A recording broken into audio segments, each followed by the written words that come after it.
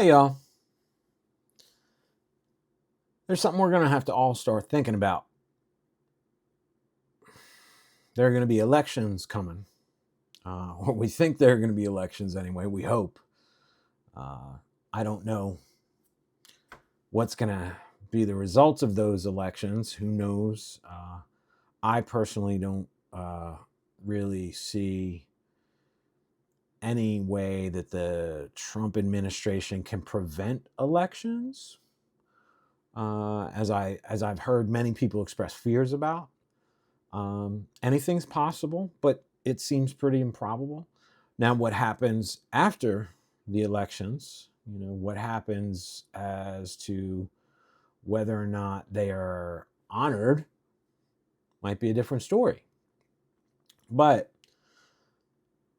we do have elections kind of coming. And there is right now this argument or this question, right, about defunding ICE or abolishing ICE, right? And there are a lot of Democratic operatives, like, political operatives, and there are a number of Democratic elected officials who seem to kind of be wavering on some of that. And Hakeem Jeffries apparently came out and said that he will not support a funding bill for ICE, so that's good. That's a good decision on his part. But the reason that Democrats are worried about the question of defunding ICE or abolishing ICE altogether is that they do not want to have or create a fight with and about law enforcement. And I think that Democratic voters, especially white Democratic voters, need to start contending with the degree to which Democrats have participated in creating the environment and the landscape that has led to where we are, and specifically in relation to policing. So this has been something that is kind of let's be straight up. It's a whiteness thing, right? This is about whiteness and about white people, the history of being able to use politicians and people with power being able to use narratives of safety and narratives of law enforcement to activate and motivate white voters. And I think what's happening now should make it very clear that accepting having classes of others who can be policed differently is a recipe for undermining and destabilizing your democracy. It is a recipe for destabilizing any kind of rule of law, right? And so I think that is something that white Democratic voters really have to contend with. And I think it's time that all of the people who have, in the recent past been willing to support candidates who could not find the motivation to address the way that policing has been weaponized against minorities, against non-white people, start really looking at whether or not they can continue to support those kinds of candidates and also somehow tell themselves that they're not in favor of what's happening right now. And the thing is that what you're seeing with ICE. There's a lot of people who've been talking about having, these ICE agents who are out there on the streets. They're in, camo, and they're in plate carriers and vests, and they have assault rifles, and they're out there dressed like soldiers. And the only thing that's really new about that is that they're federal law enforcement that are on the streets daily in different cities and are conducting themselves this way. This is a reality, and that reality is now, the reality of what ICE is doing is now impinging on the lives of many people that it hasn't before. That this kind of militarized policing, that this kind of policing without regard for rights, this is the first time this is impinging on their lives. But all of that is not really new. People of color have been living with that in this country for a very long time. And I think the Trump administration and this far-right movement has presented Democratic voters, especially white Democratic voters, and anyone who considers themselves, anti-racist, with an opportunity that I don't think has been quite so present in a very, very long time. And that opportunity is the opportunity to shatter whiteness as a political identity, because that essentially is really what it is. It has social aspects, of course, because anything that is political bleeds into other parts. It has economic consequences, it has social consequences, it has all of that. But it's a political identity. And shattering that political identity would change the future of the nation drastically, and very likely positively. We can start to actually address the underlying issues, the underlying problems that they have manipulated. I talked about in my video where the title of it was Preserving Hope, and I talked about the way that I look at the things that are happening now and hold on to some hope, like how I pull hope from the conditions that I'm seeing.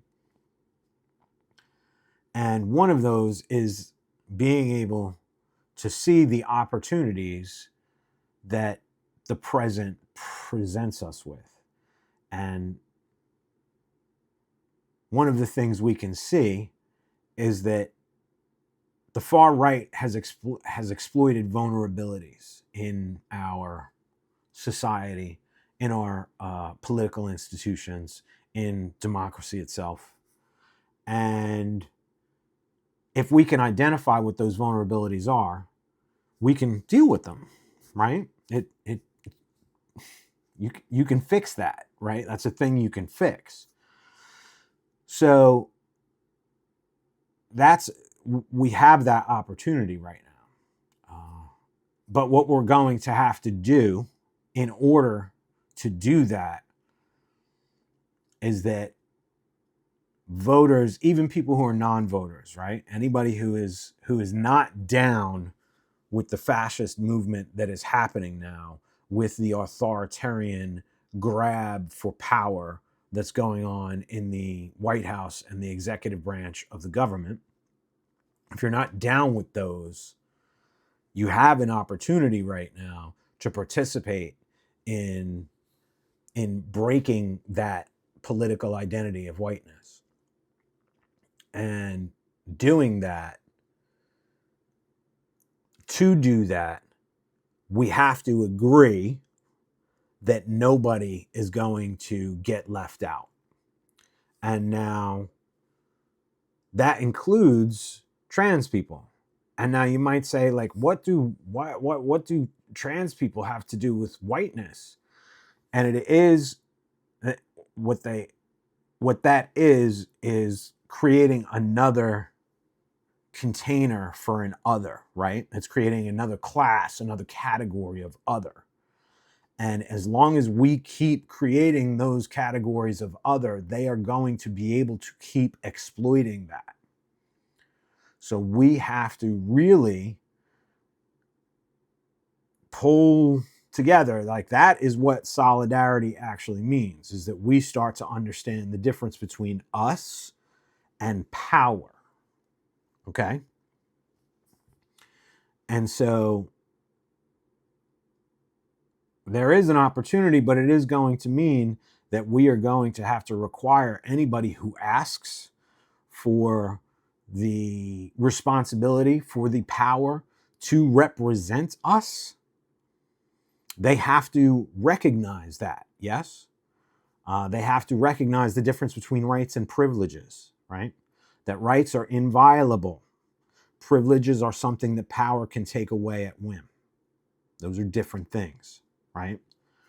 And if you can say this group over here doesn't have access to this, then it's a privilege. It's not a right.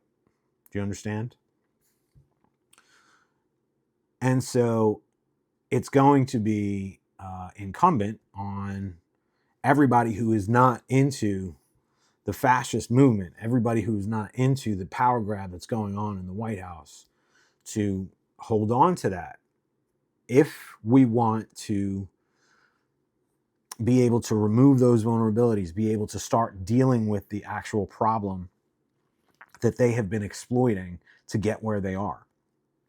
Because otherwise, maybe, there's an election and maybe things all go fine and maybe it goes in the best possible way that people want it to. And, maybe Democrats take control of the House and the Senate, right?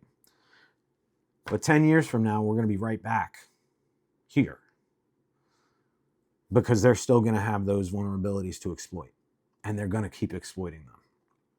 And so it's time for us to find that solidarity, because it is a very at this point, there's not even, like, this is not even, you're not even talking about culture war stuff. This is a straight up, this is practical. Do you want democracy to be stable? Do you want a nation where laws can't be exploited based on status and class, etc.?